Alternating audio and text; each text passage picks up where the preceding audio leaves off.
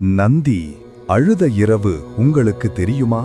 ஆம், உயிரற்ற கல் விக்கிரகம் கண்ணிலிருந்து துளிகளாக அழுகை விட்டது. திருவாரூரே நின்று போன அந்த ஒரு மறைக்கப்பட்ட சம்பவம். சோழர் காலத்தில் ஒரு 16 வயது மெய்ப்பான் காலமேகம் ஒவ்வொரு மாலையும் கோயில் நந்தியிடம் உட்கார்ந்து பேசுவான். அவனுக்கு நந்தி கல் உருவமில்லை, ஒரே நண்பன். ஒரு நாள் அவன் தாய் கடுமையாக நோய்வாய்ப்பு. மருந்து வாங்க காசே இல்லாமல் தத்தளித்த அவன் நந்தியின் முன் நிற்க கண்ணீர் விட்டு சொன்னான், என் தாயை காப்பாற்று, என் ஜீவனே உன்னிடம் இருக்கு. அந்த இரவு கோயிலில் காற்றே இல்லை.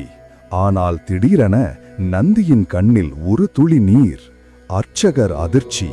அது ஒரு துளி இல்ல, 2வது 3வது. நந்தி அழுதான். கோயில் மணிகள் தானாக ஒலித்தன. அதே நேரத்தில் காலமேகத்தின் தாய் முச்சின்றி இருந்த நிலையில் இருந்து அதிசயமாக விழித்துக் கொண்டாள்.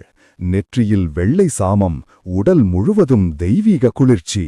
அன்றிரவு ஒரு பிள்ளையின் துயரத்துக்காக நந்தி தன்னால் அழுத ஒரே ஒரு இரவு.